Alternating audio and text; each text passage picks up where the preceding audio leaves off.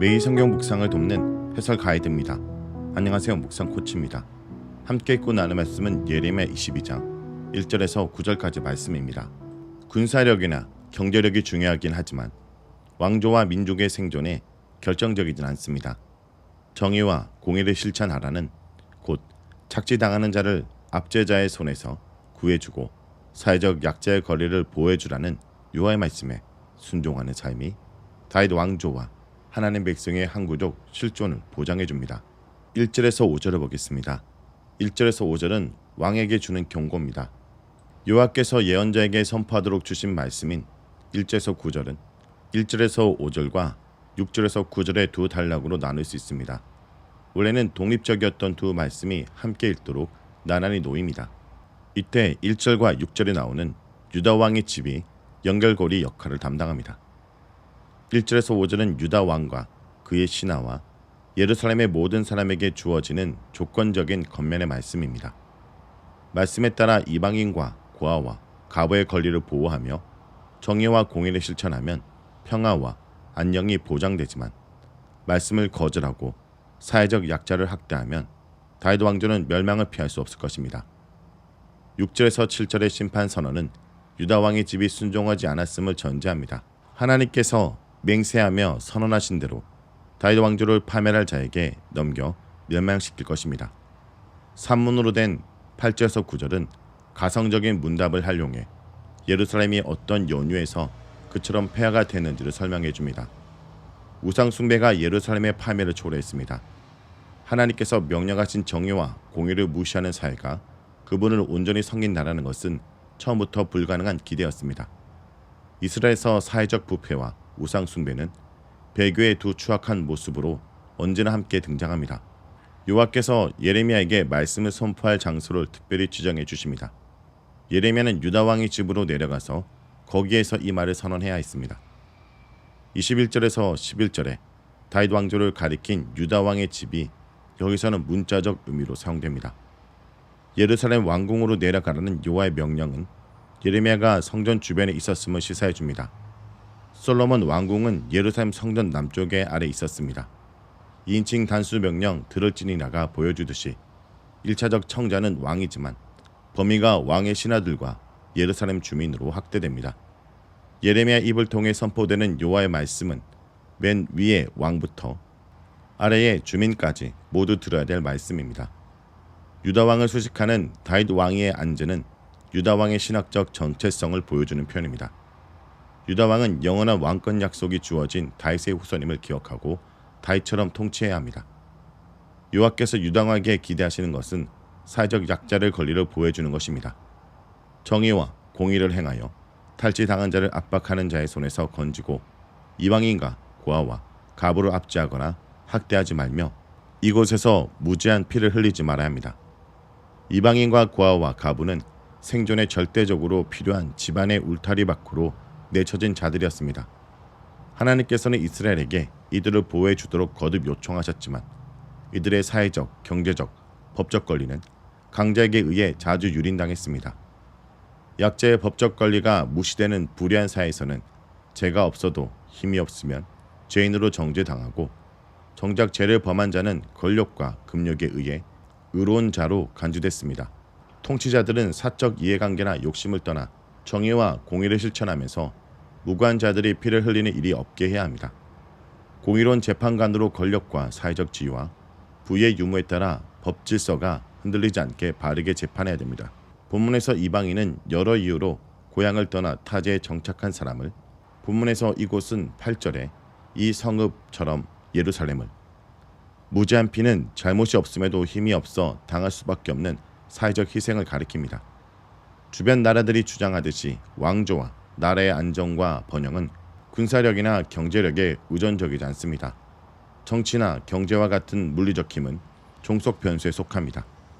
여호와 말씀에 순종하여 약자의 권리를 보호하고 정의와 공의를 실천하는 것이 다윗 왕조와 유다의 안위를 결정합니다. 정의와 공의가 약자에게도 차별 없이 베풀어질 때 다윗 왕위에 앉을 왕들과 신하들과 백성이 병거와 말을 타고 이 집 문으로 들어오게 됩니다.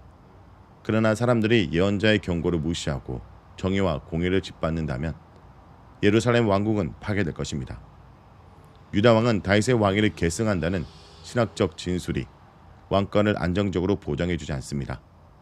여호와의 약속에 따라 보호를 받고 싶으면 다윗 왕조는 그분께서 명령하신 정의와 공의를 진심으로 실행해야 합니다. 이 집은 1차적으로는 왕궁을 가리키지만 부차적으로는 다윗 왕조도 포함합니다. 내가 나를 두고 맹세하노니는 유다의 불순종을 징계하시려는 여호와의 단호한 심판 의지를 보여줍니다. 유다가 순종을 거절할 때 여호와께서는 다윗 왕조의 멸망을 당신의 의무로 삼으실 것입니다. 여호와의 엄중한 경고에도 불구하고 유다의 통치자들은 순종의 구원을 거절하고 불순종의 멸망을 선택합니다. 주전 587년 왕궁을 포함해 예루살렘이 잿더미가 됩니다. 다음은 6절에서 9절을 보겠습니다. 6절에서 9절은 예루살렘에 대한 심판입니다. 이 두 구절은 여러 면에서 앞달나에게 긴밀하게 연결됩니다. 1절에 나온 유다 왕의 집이 6절에도 나옵니다. 문법적으로는 개역개정의 번역에는 나타나지 않지만 6절의 첫 단어인 원어인 접속사 키에 의해 1절에서 5절에 이어지고 또 6절과 5절은 내용상 서로 일치합니다. 예루살렘은 한때 여호와 보시기에 길앗이나 레바논의 머리와 같이 기했습니다. 그러나 예루살렘이 여호와께 그처럼 소중한 존재였다는 사실이 심판을 면제해 주지는 않습니다. 여호와께서 불순종한 예루살렘을 반드시 강야와 주민이 없는 성읍으로 만드실 것입니다. 그분께서 예루살렘을 징계하기 위해 파멸할 자를 구별하실 것입니다. 7절에 내가 너를 파멸할 자를 준비하리니는 문자적으로는 내가 내게 맞서 파괴하는 자들을 성별할 것이니로 옮길 수 있습니다. 예루살렘을 치기 위해 하나님께서 특별히 구별한 자들이 저마다 손에 무기를 들고 가장 좋은 백향목을 잘라 불에 내던질 것입니다. 예루살렘을 파괴할 자들은 초자연적인 존재보다는 바벨론 군대를 가리킵니다. 길앗은 요단 동편 북쪽으로 유양으로도 유명하지만 여기서는 무성한 살림 때문에 언급됩니다. 레바논 산을 덮고 있는 백향목은 근동 전역에서 탐을 내는 최상품의 목재였습니다. 솔로몬은 두루왕 히랍의 도움을 받아 레바논 백향목으로 성전과 왕궁을 건축하였습니다. 길앗과 레바논의 머리가 예루살렘의 멸망 선포에 등장하게 된 까닭은 이곳에서 생산된 나무로 예루살렘의 왕궁과 성전뿐만 아니라 지배계층의 화려한 저택을 건축했기 때문입니다. 8절에서 9절은 가상적 대화 형식을 활용해 왜 예루살렘이 멸망에 떨어졌는지를 요약적으로 알려줍니다. 예루살렘 주변을 여행하는 이방 사람들도 눈앞에 전개된 항폐함에 놀라 그 원인에 관심을 보입니다. 예루살렘의 보호자이신 여호와께서 어찌하여 당신 도성을 이처럼 강야로 사람이 살 수 없는 폐허로 만드셨는가? 정의와 공의의 실천을 명령하는 3절의 경우와 달리 9절에서는 우상 숭배에 의한 언약 파기가 그 원인으로 제시됩니다. 이방인들의 입을 통한 우상 숭배의 고발은 예루살렘 멸망의 당위성을 보여줍니다. 이방 사람들조차 여호와께서 예루살렘을 폐허로 만드실 수밖에 없었음을 인정합니다. 예루살렘과 유다는 멸망의 원인을 여호와께로 돌리거나 정치 군사적 열쇠에서 찾아서는 안 됩니다. 자기 하나님 여호와의 언약을 버리고 다른 신들에게 찾아가 그를 섬겼기 때문임을, 곧 언약의 하나님 여호와에 의해 징벌을 받아 멸망했음을 인정해야 합니다. 자, 여기까지가 예레미야 22장 1절에서 9절까지 말씀입니다. 오늘 말씀을 통해 우리는 무엇을 묵상하고 적용해야 할까요? 하나님의 말씀 준행 여부에 따라 영광을 주실 수도 있고 황폐케 하실 수도 있습니다. 회복의 조건으로 안식의 중수를 이전에는 명령하셨는데 여기서는 왕이 공평과 정의를 행하여 탈취당한 자, 이방인, 고아, 가부 등 약자를 보호하며 보살피며 구원하고 억울한 피를 흘리게 하지 말라고 하십니다. 성도 여러분, 하나님 말씀을 준행치 않으면 나라도 지도자들도 개인도 바르게 설 수 없습니다. 하나님 말씀에 순종치 않으면 파멸하는 자를 준비하셔서 징계하십니다. 성도 여러분, 우리는 하나님 말씀을 잘 준행하고 있습니까? 자신을 돌아보기 바랍니다.